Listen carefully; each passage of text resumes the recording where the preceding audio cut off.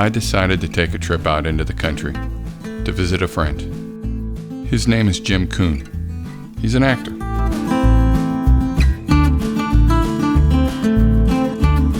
My name is William Schotten. I'm a full-time cinematographer, but I used to be a director, a long time ago. A director of no-budget horror films.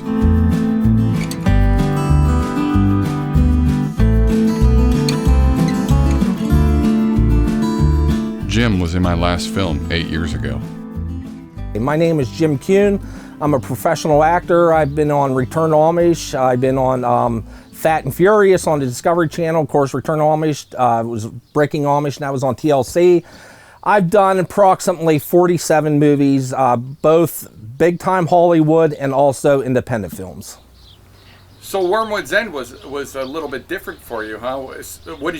How did you like being on a sequel? I actually enjoyed being wait, Wormwood's End is a sequel? For what? Perhaps I should start this story from the beginning. So it's like the year 2000, and I had seen an issue of Fangoria where these guys had set out and shot a Super 8mm feature in the desert called Bleak Future, and it fascinated me that they put so much effort in such a unusual format.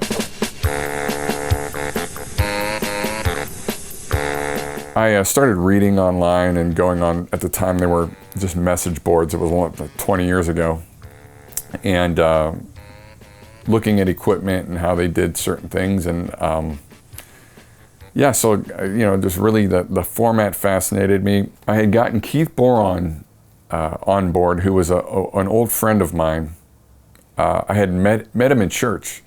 We decided to kind of collaborate. He was going to be my assistant director. Then later on down the line, I had met Dave Caleris, who went on to be my director of photography. Dave's importance to getting started was paramount. I was working at a big box retailer whose name should not be mentioned. The rumor was going around that one of our employees was shooting a horror movie, met up with Mr. Schotten, and I think were we still on the clock when we were doing this? I think we were. Out of all of us, any of us, he's the only one who A, had a light meter, which you need, and B, knew how to use his light meter. And after about 5 or 6 minutes of talking to me, he says, well, hell, you might as well shoot this movie for me. And those were the famous last words. I think I said that on one of our other documentaries. At the time, I was working for Home Depot. I'd met Mike Hanton there. Mike Hanton was working at the paint department. Mike and I went to high school together. He graduated in '93, I graduated in '94. We played on the same soccer team, so that's how we got to, be friends. I wrote Waxing Gibbous. I wrote it, I got the actors first. I kind of reverse engineered it. I was like, all right, I'm gonna get a location and I'm gonna write a story about whatever can take place in this location. And it was a bar, and we were in our 20s, and so it was like... All right, everybody just simmer the down. I try to be cool, not get everybody involved, but you just wouldn't let it be. Just take it easy, Mickelson. Shut the up, Tapper. See, you shot Waxing Gibbous in '99. Is that right? I think we started in '99 and went into 2000. We shot some pickup scenes in November. It couldn't have been too much longer, because I remember how I met Bill as we were both working at Home Depot, and we were just happened to be talking one day and said that, my friend Jim had made this movie and I played this part. It's like, I'm an actor. Yeah. Oh, I'm an actor, yeah. And Bill said, hey, I've got this script. Do you want to, be in it? And at that time, yeah, let's do it. My barber had known a guy. He says, I know this guy named Glenn Reed. He says he's really into this, where he does makeup and stuff like that. And I'm like, oh, great. Yeah, I want to talk to him. My name is Glenn Reed. I did the makeups and special effects for Dead Life and Dead Life 2 for Mr. Bill Schotten. For free for Mr. Bill Schotten, because he's a cheap bastard.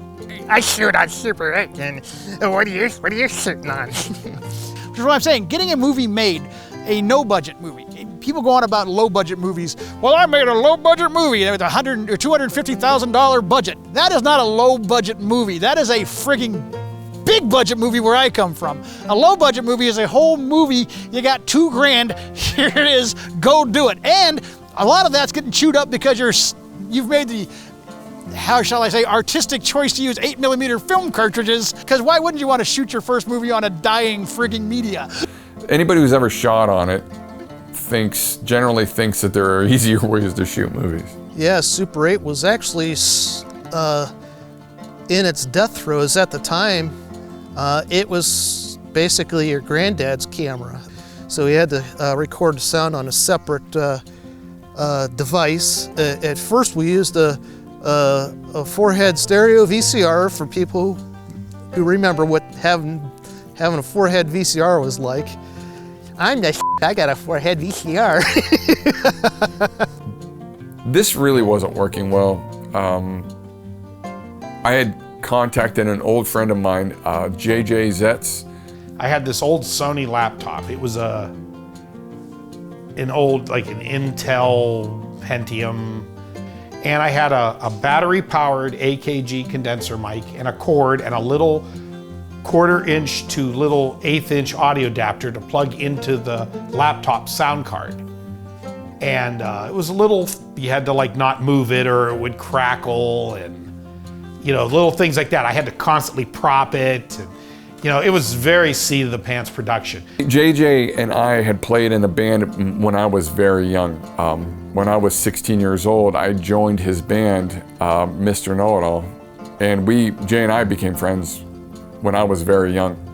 I used to play in a band with Bill, and he was very much a go-getter with things, you know, and I always thought he could do this. So if anybody would get it done, he would. So that's why I even agreed to produce, to be a part of it, because I knew it wasn't a joke.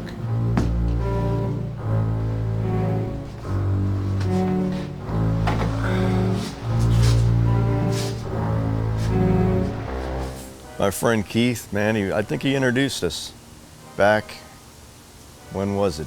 2002, right? In 2002, yeah, we met and you showed me the script of Dead Life. Yeah. And somehow I got in the movie. That was pretty cool. All right, go ahead. What else do you need to know?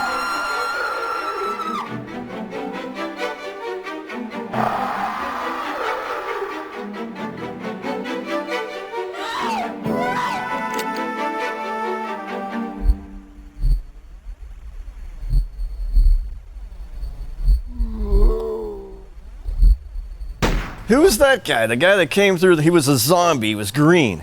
And he came busting, he's like, I'm gonna bust through that door and kick your ass. I'm like, all right.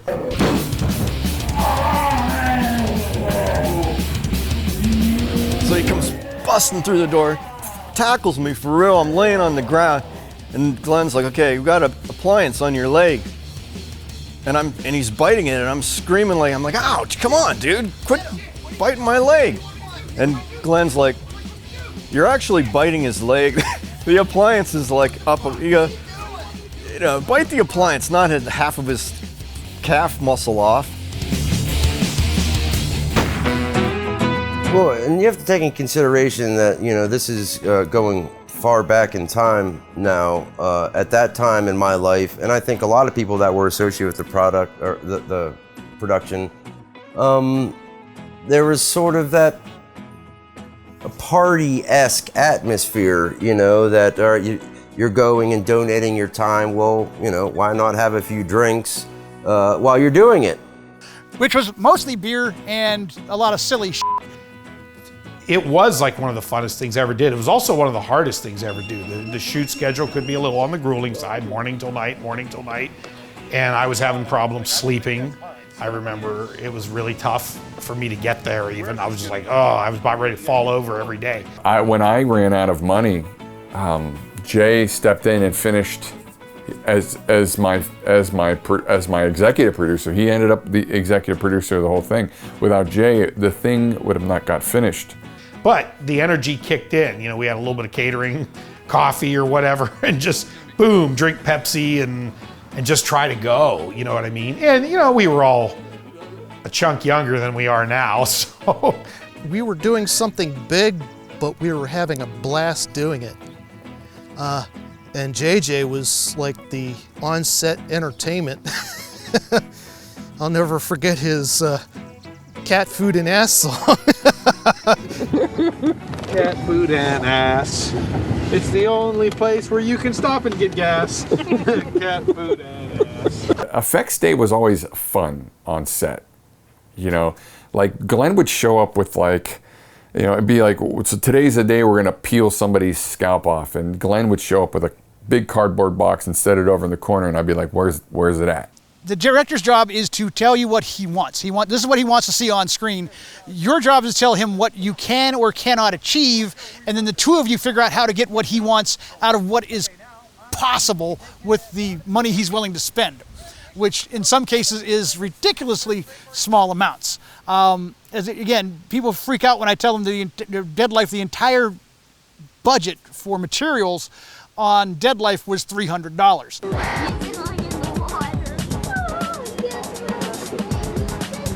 Most people here, the kids here, the parents are here right now. The idea I came up with was what I wanted was a giant guy who actually knew a guy who was the right size, Mike Preeley, who's in the movie, chewing on a toddler leg like it was a turkey leg at a Renaissance festival. Has that got audio on it?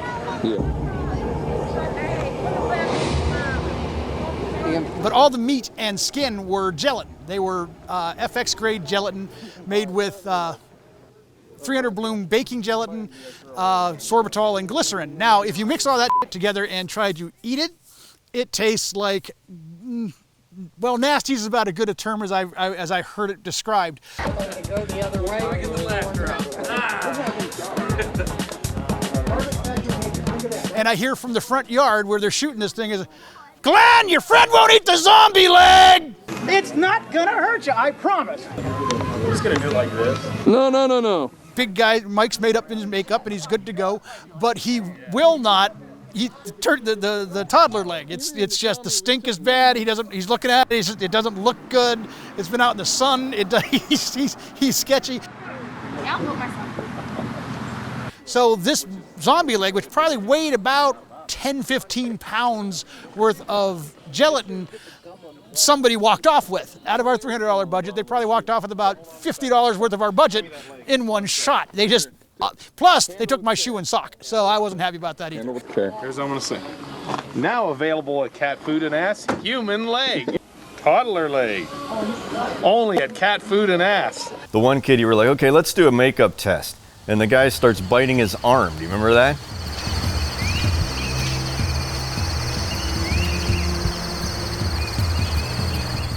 I don't remember who that guy was, but he was like the assistant. And people on Facebook were like, or not Facebook, but IMDb were like commenting, that was incredible. It was like zombie cannibalization. And it was just like a makeup test, wasn't it? The total from the time I decided to make the movie to the time it was finished was about 4 years total. That's how long it took for us to get this thing into some sort of movie form. On Super 8, on a format that was absolutely dreadful. Not bad for a first time, considering we hadn't even shot a short at that point. It was just, we went like right into a full-length production. Again, it was a bunch of people who had absolutely no idea what the they were doing, having a good time, but they made a movie, and people don't understand how big an achievement that is. To go from start to finish on a movie is no small thing. You got to wrangle a lot of cats. Finally, when it was done and we decided to shop it to distributors, Brain Damage Films picked it up and liked it, and did not pick it up because it was a good movie. Picked it up because the key art was so good. As a matter of fact, we were all but ignored until the key art showed up.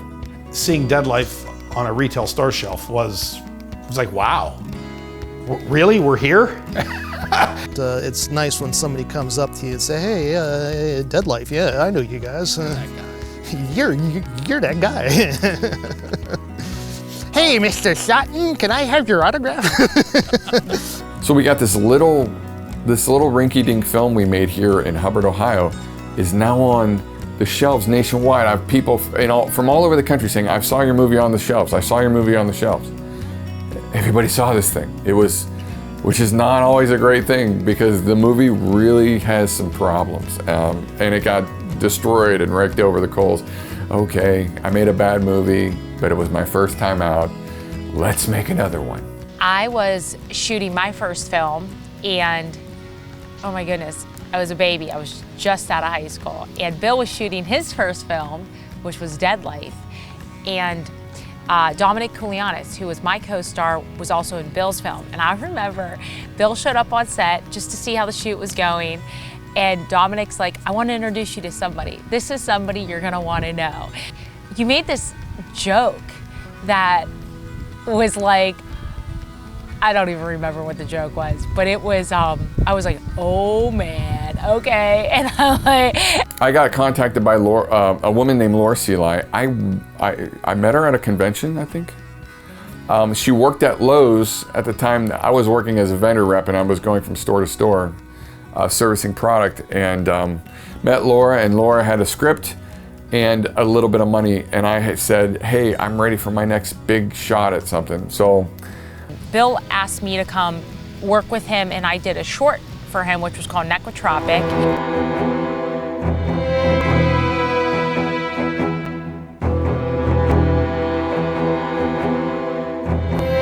That's great. If you think it looks great, wait till you try it. And it was such a great time on set. We laughed the whole time. I know we shot on a weeknight. This happens every time I find the girl I like. I tell her, and I remember getting a call from Bill, and he was like, hey, are you available, I think it was that weekend, to come shoot? I know it's last minute, but it's out in, out by Akron, but like Mogador. She cut her teeth on that film and obviously, was very green. Bad. And remember, I had to recite the prayer at the end, and you were just happy I memorized it. You were so excited that I memorized it. You thought that was good acting because I memorized it. It was terrible. Well, you have been judged. You are the last. The gate is closed. Go in peace. We were in a position to where, like, if somebody could remember their lines, they were good. Plus, I don't think the script was finished. Like it just ended. So the script didn't make any sense. The woman that wrote it just didn't explain anything that was going on in the movie. It just made no sense at all. We ended up fixing some of the technical issues. We ended up switching to digital. At the time, the DVX 100 was a very popular camera with filmmakers. That camera actually had the first non-interlaced video, so it looked more film-like. So Dave was the director of photography, and Mike Petrucci, who was very well versed in with not only this camera but in video. He works for the news. Mike Petrucci ended up being the camera operator while Dave was the director of photography. So, in fact, there were a few major distributions that were shot on that. I can't remember the name. A Scanner Darkly was one of them. That was shot on the DVX. So I show up that day out in the country, and I was probably a solid 30 pounds heavier from when he had last seen me, and I was like, whoa. But then throughout it, I dropped that weight throughout the film, but they put me in this god-awful mail carrier outfit that was absolutely awful and so super unflattering. So, but he did like throw in a costume change in the middle of that because he just felt bad having me dressed in that horrible outfit. I didn't do a good job on that one either. I guess I did the best with what I had. I didn't do well. I made a lot of poor production decisions that could not be that could not be absorbed by the dedicated crew that was working on it. Now you got the paper box. Hey, don't be too loud. Oh, I sue cars and cattle all the time. The neighbor. That's the attitude. That's us. Hey, do you think the zombies hurt us? We got to have David Crawford on Sabbath from Dawn of the Dead. I thought that was awesome because when David came out to be to act in this thing, boy, did everybody get better at what they did. I mean, Ashley got to be a better actress, Bobby got to be a better actor, and we got to be friends. That's where I met David, and we're still friends today. And ended up working on the Dead Life sequel with him. Gonna get ya! Action. Don't get rough. Keep it down. Let's do that again. Don't get rough. Keep it down. Don't get rough, keep it down. Action. Don't get rough. Keep it down. Don't get rough. Keep it down. Okay. You know, there was a lot of arguments and animosity between myself and Laura Seeley.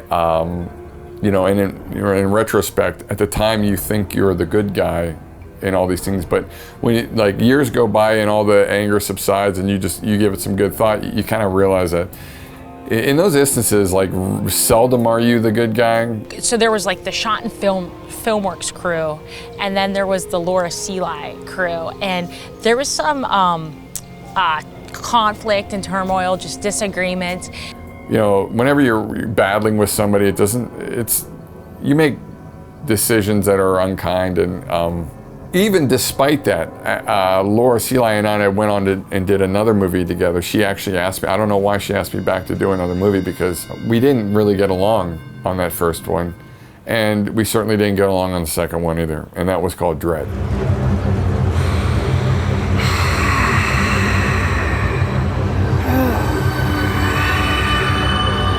Blessed be God.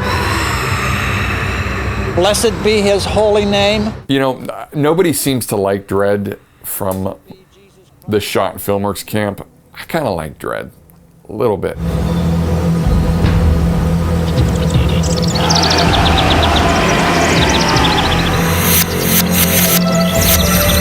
Ashley came back and played a nun with the most dreadful Italian accent you'll ever hear. It was a demon. A female.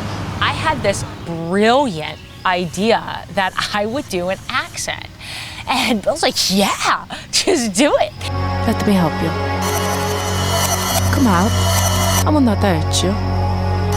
My accent failed miserably. I was so bad. Sister, stay inside. It's a dam. That, me and her got, I don't know. I'm like, yeah, that was such a bad decision. Lord Jesus, save us from the fires of hell. Lead all souls into heaven, especially those in need most of your mercy. And I came back for like a supporting role. That was also written by Laura. And I got to act with Bill Heinzman, the late Bill Heinzman, and he was wonderful and just super pleasant. Just really enjoyed working with him. That was a great time. I honestly, I thought I was so drained after doing Dread that I almost didn't want to get back into filmmaking. It was like, I think that maybe Dave did some of his best work up to that point on Dread. It was a lot of work, and it seemed like all the best stuff ended up on the cutting room floor. It seemed like a lot of effort for nothing. So, and then Bill says, "Oh, come on, let's do another one."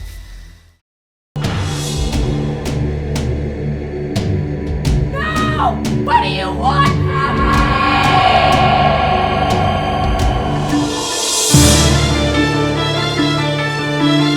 Along came Tom McLaughlin, and Tom was a writer for, he had written a Spider-Man comic at the time, and that's what it was, at the time, was his big thing. Bloodluck was probably one of my favorite times ever. We thought this was it. We were gonna make it, and it felt like we were gonna make it. on our own, our way, and we did, and we knocked it out of the park, I think. I'm not trying to toot our own horn, but that was such a truly happy time. So Bloodluck will always have a special place in my heart. in terms of lighting, we stepped up the game. We had much more camera movement, lots of smoke again. The producer's rep got a call, and it was Ghost House Pictures, and they were like, listen, they love Bloodluck. They gotta, you're pretty much in. You're gonna sign the deal. The deal's gonna go through tomorrow. And I think there had to be some type of voting, but everybody was like on board. Bill called me. I don't think anybody else knew, and we just knew this deal was gonna go through. Then the call comes through the next day, and they decided against it. There was no reason given. That was the first of many disappointments. I thought that we finally made it. That is one thing I can truly say I've learned about this, where people are like, yeah, we're gonna be this, and we're gonna be that, and you know what, we're going into theaters, we're gonna be everywhere. I'm like, all right. If my today's self could go back in time and kick my then self in the ass, I would say, no, you didn't make it at all. I'm telling you right now, if you were saying we're gonna be, shit, no. Yep, lesson learned. Okay, next project. You know, after that, we hit sort of things started getting weird with the group. There was dissension in the group where some people wanted to split off and do their own thing. So I figured I better get one more in. So I chose my swan song as Dead Life 2. You know, Bill and I really don't know what changed in that. But it was fine. You understood that people wanted to go and do their own thing. But it was just kind of like, I don't know what happened, you know, there.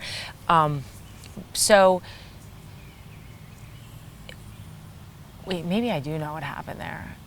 The location was going to be this abandoned radar base that's out in Brookfield. It's a military base that had been decommissioned. And in order to make that happen is where Matt Atkins comes into play of Latham Media. So years ago, Latham was in the process of putting together a short film. We ended up looking around for different locations that would fit this Cold War feel that we had in mind. And we ended up coming across a piece of property that we were familiar with from our childhood. It was a abandoned radar-based turned nursing home. A lot of poking and prodding. The county commissioner's office finally okayed our use of the property. And not long after that, I received a message from Bill Schotten from Schotten Filmworks.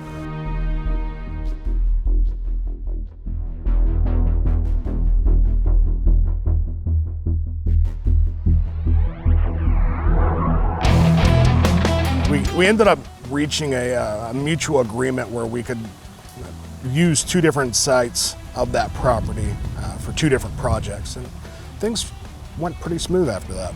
Oh, geez, that was something that you couldn't pull out of your own imagination. It was like hell on earth in so many ways. Oh man, yeah, it was crazy. All the dilapidated buildings and barracks and things that were there. It was unreal. It was like couldn't ask for a better set, and it was perfect. The radar base itself was really, really cool as hell. I have a thing for haunts. I have a thing for haunted places. I really believe that is a haunted place. Just walking around through the buildings and stuff, and walking through some of the houses and things, and just seeing trees growing up inside of buildings and roofs caved in and just shit everywhere. So the property is kind of a logistical nightmare from a certain standpoint. Latham tried on many occasions to try and get power dropped out there from the local power company. Considering they had a couple radio towers in operation out there, we didn't figure it was going to be that much of an issue. The power's already up there. We just needed a meter installed and a drop. Nobody wanted to help facilitate that at all. And at some point, Jim Fogarty wanted a small role in it, but I had bigger plans for Jim Fogarty. Bill, I either want to be a zombie, I want to kill a zombie, or I want to get killed by a zombie. So then he sends me the script, okay? And on like an email. So I have Julie Smith printed out. And so I come back from lunch and I just start, she bound it for me and I just start leafing through. I'm like, it's highlighter all over this thing. Highlighted. What the But anyway, well, the other thing was, it was cool that we went from using film and Super 8 cameras, and then the Dead Life 2, the Necrodevils, we used like state-of-the-art HD cameras. Those were awesome. It was fun. I had 2 cameras, 3 cameras at some point. We even did martial arts to prepare for it. Like we had a really good friend named Jeff, who's passed away, who taught us, very skilled in martial arts. So we were really preparing for Dead Life 2. Well, as I had discussed on the very first Dead Life, I refer to it as meatball movie making. And we were literally on a shoestring on that one. This time we had some better cameras, better equipment, but it was still not something you would see in standard movie set. So I refer to it as meatball movie making version 2.0. You just wanted to get the whole gang back together, basically, for the, and the thing was, the 2 of the guys that were involved, Jim Kuhn and Bad Brad Sheridan, I kind of asked them to do it. And I was glad I got to work on them, because I worked on them on a movie that never got released. I seen a Facebook post about it, and I got a hold of Bill. I said, hey, I'm an actor. I'd love to work for you, if you got any openings. And Bill goes, well, most of my openings are pretty much filled up. I do have some spots as a background actor. If you want to come meet me, we can meet face to face, and then we can talk a little bit more into it. So, which I did. I went and met Bill over in Hubbard, Ohio. A couple weeks after that, I was home, and I got a phone call from Bill, and he told me, he said, hey, Jim, he goes, I got good news for you. I said, what's that? And he said, you've just been upgraded from a background actor to now a co-star. All right, let's do this. Yeah, we had absolutely nothing out there, no electricity, no water, everything that we had to bring with us. I had a marine battery and a 1200 volt DC inverter to provide power. Somebody else brought a generator, but it didn't run right, so I couldn't trust the plugging electronics into it. You saw a lot of faces from past productions. Shane Kimple, who I met while my time installing Digital Dish. Shane came on board and was one of the big players on Wormwood's End. Shane started back, I believe it was back in Below Ground, was the first time Shane maybe appeared on screen with us, him and his brother. Holy shit, dude. Holy shit, dude. Then continued on with us to Wormwood's End. Shane Kimple also appeared in our Day of the Lord proof of concept that we had just shot last year. Geiger do that to you, baby girl? You hurting? I've been worse. But the best part of getting on set, so we'd get there really early, usually, and the dew would still be on the ground, and you'd have your coffee, and everybody would be there, and most people would be super excited to be there. Bill took us around the set, showed us, where we was going to be filming at, and then we go in, and Bill goes, wait a minute, Jim. He goes, you got a beard and mustache. That ain't going to cut it. He goes, so he called one of his helpers, and they had razors, and I had to go upstairs with shaving cream, and Bill goes, go up to the bathroom there, and you have to shave that off your face, all that hair. So I was like, oh man, I've had this mustache ever since I was 13 years old, and you want me to take it off? That's my trademark. I came down all clean shaven and everything. Bill goes, that's what I want to see. The one thing I do find it amusing was when I was involved with pulling that gentleman out of his vehicle. Because if you notice, it was kind of a faux pas on my end. I tell the other individual to check the vehicle. in which he does his little walk around, and I'm yelling at this guy. Hands up in the air, turn around! Don't look at me! Hands behind your head! And then we walk away, and then a little bit later, what was this, the Yep or whatever his name, finds the kid in the back of the car, and I'm like, oh well. Jim Coon. Yep. Oh my gosh. And he would do, you know, that was his. He forgot all was like, about I'm gonna that. make this line Yep. famous. Yep. Yep. Yep. Yep. Yep. Yep. Yep.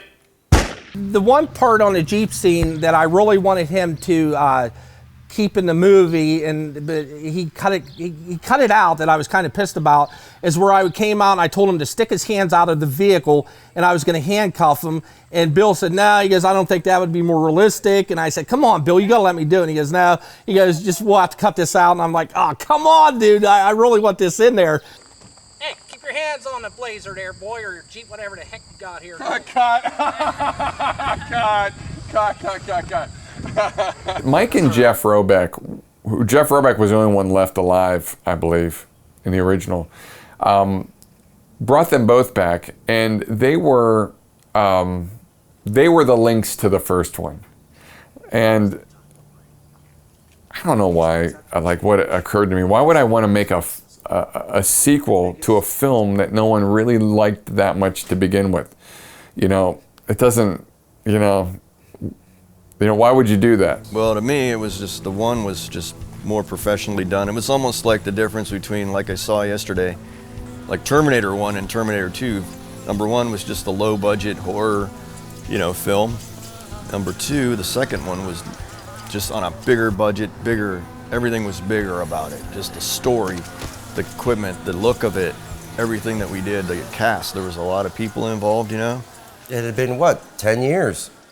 You know, we had that scene in Waxing Gibbous. Yeah, I forgot about that. And then it was that. And it was very, I know we had a conversation about, like, man, it's going to be nice just to be doing that again. And I know Jim was excited because he didn't have to wear the director's hat. You know, he could just show up and deliver his lines and go on his way. And we got done with the first shoot, and you're like, I'm like, okay, man, so we're going to do it again. He's like, no, we got it. It's in the can. And I'm like, wait a second. It feels like the possibilities are endless, and you're really living your dreams. And for those moments while you're on set and those times you're on set, it's really special because you're doing something you absolutely love. the first time that I had worked with Ashley, and I was really impressed with her. Like, she had this air of, and I don't know if she's acting today or how that went for her. But she definitely took the craft very seriously, and it was, I liked watching her on camera because you could see that transformation from Ashley to the character that she was portraying. And eventually Ashley became a very, very, very good actress. Like today is very, very solid, good performing actress that can really deliver when she needs to. She's really good. I'm gonna be a good mom.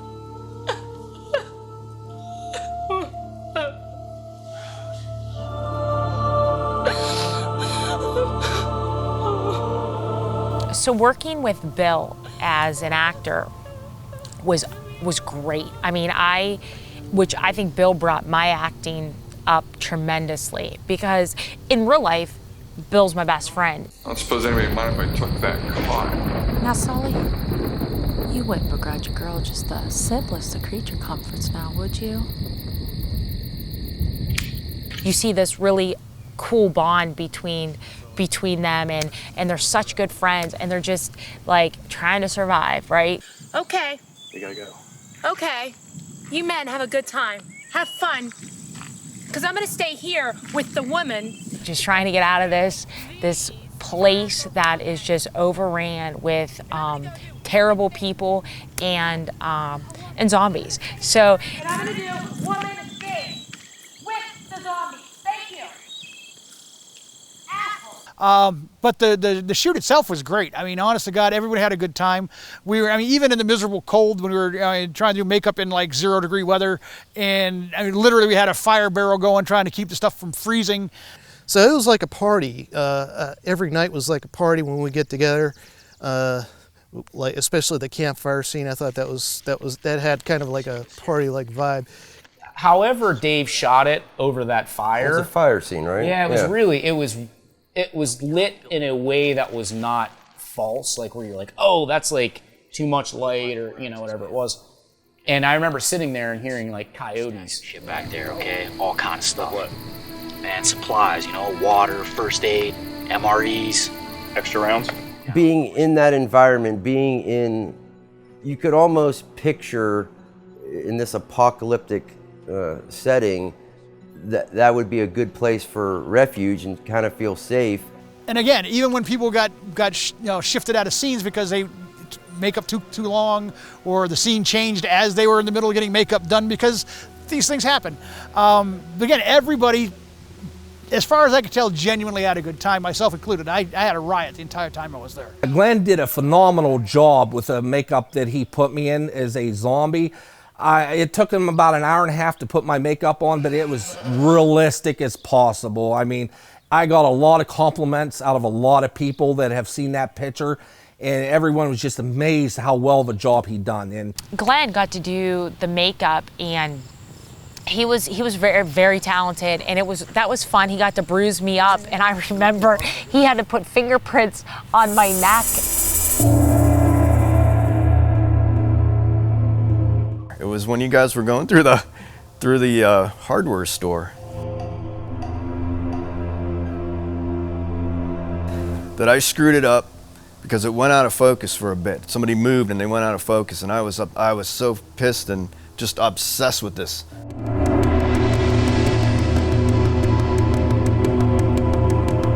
I was like, I failed, you know? But when I watched the movie, you couldn't even see, you couldn't even tell it happened. I was like, well, that wasn't so bad.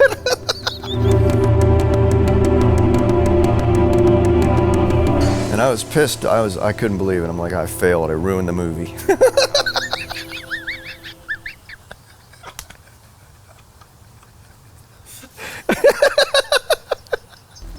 Originally, we were slated to, I was going to be playing both parts. So I would be playing Marcus, the brother, and also Max, the zombified Max. And we had been on a long shoot that day, and thankfully we had another comrade in arms, another Mike, that I was able to convince yourself and him that maybe it'd be better if he just got into the makeup and played it. And I think it worked out well.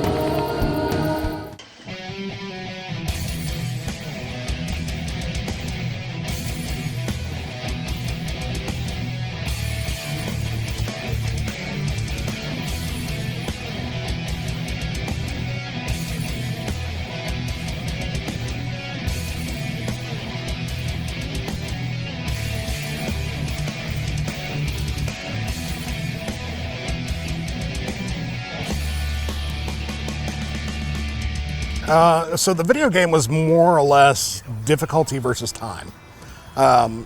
So with video game design, it is a very lengthy process. I mean, you got to think AAA developers will work on a video game for 2, 3, 4, 5 years and have a group of anywhere from 10 to 100 people. The downside is you have all these tools, but unless you have a group that is dedicated on pushing forward with it and getting an end result, it kind of falls. It's like wet tissue. It falls apart real easy when you try and grab onto it. When you have no support network, so to say, and you're just people with an idea and a little bit of tool set that I think I can, and then you quickly get in too deep and you start flailing for land and hoping that you could swim ashore. It's kind of like, the guys that probably, swam out in the middle of the San Francisco Bay trying to get off the rock. I guarantee they got so far out and they were like, yeah, this wasn't a good idea. I'd at least be warm in my cell.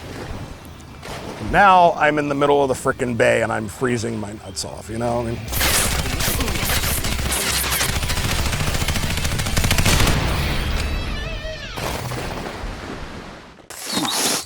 Steps. Yeah. Franco. Yeah. this shit ends. Because I think you continually improve, and I know that's the one thing that Mike and I talked about, like during the process of Wormwood's End, was, you know, he's looking back 10 years and he's like, man, Bill's really got his shit together on this project, you know? We made so many memories from 2002 to 2012, and put out so many movies that, you know, I wouldn't trade that 10 years for anything. And even though I was broke through all of it. Making a film for little money, right? Like $5,000. That's like roughing it, right? Like, and it was fun. Yeah. You know, in particular, like pulling a gun on somebody, okay? Shooting zombies, like, dude, that shit, you know? You're like a 10-year-old kid, man. I love acting. I'm there for what I do. I love the passion. I love the art. An actor is what I've always wanted to be. And I knew what kind of person Bill was. I knew what kind of person I've worked with now already. I enjoyed going to set. I made a lot of good friends from this movie. I cannot recollect any animosity. I don't have any memories that are tarnished by something that happened off camera or, you know, in waiting. Like, everybody, like you said earlier, you know, they're there because they either want to support you or support Jim or, you know, just do something out of the ordinary. And they're genuinely excited to be there. And it worked out because of the films, my personal opinion, of all the films, that was the best one. That's the one that walked and talked most like a real film. And then the last day of filming, it was sad because we knew our time had come to an end. You know, we probably wouldn't see each other again unless, by the grace of God, somewhere down the road, we'd work together again. It's always bittersweet because you get this one crew together and you're with each other for months. This is obviously the way independent films work. So Mike Martini, as Steps in the film, he was like, what if we show the movie here at the Rex on Carson Street? And if most of you are local, you all know about the Rex, and it's a big venue and it's been around forever and they have huge acts there. And I laughed and said, that would be awesome, it would be a dream, but that's never gonna happen. He said, why not? The day came, it was a very cold November, and we packed it. Standing room only, completely packed. When it came on screen with OTCs came on and then the film started, and I went there with my wife and my brother-in-law and his girlfriend at the time. When we were done, my brother-in-law's girlfriend was like, yo, that was really good. Like, you're a movie star. You know? I just saw you on the big screen. Yeah. That really felt like a red carpet day. I mean, all these people, most people, we didn't even know who they were. They saw the flyers, they saw the posters, and they came out and just really supported. And that was just a dream. And it came together. I was so impressed when I saw it on the big screen. I was like, damn, Bill pulled this off, man. Like, I'm not saying I'm looking forward to another Dead Life per se. I'm looking forward to possibly working on another collaboration or another films, you know, in the future, you know, whatever it is. It's one of those things that, like, you get the bug and you can't get rid of it. What I'm mostly doing now is, well, one, trying to get away from my job as much as humanly possible because I'm tired of working for somebody else, and I don't want to die working for somebody else. That just seems like a horrible way to die. And way too many people do it. I would like to be able to do something in the Halloween or haunt-related venue. About opening my own haunted house is a definite possibility. Dead Life 2 ended that chapter of our lives on a high note before we all moved on and did different things.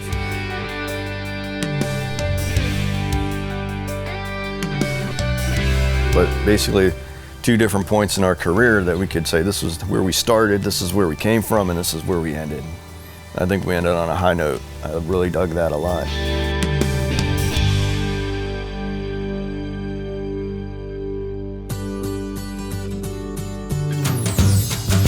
By the Blu-ray and DVD for all your friends and relatives. It makes a great Christmas, Thanksgiving, Valentine's Day gift, okay? And, you know, make sure you really watch the scenes with Franco because he's really exemplary. Again, I learned all. Gear down. Terribly sorry. Whoa! Wow. That's crazy. 2 sandbags on that too. Yeah. Rookie. Yeah! It wasn't just me! Yeah, it wasn't just me. Rookie. For the record, my phone's been off the whole time. Yeah, the only guy. You're the only true pro, man. Satan knows who you are. Deep down in that nasty part of your soul you don't even like to think about, let alone talk to anybody about. Swamp.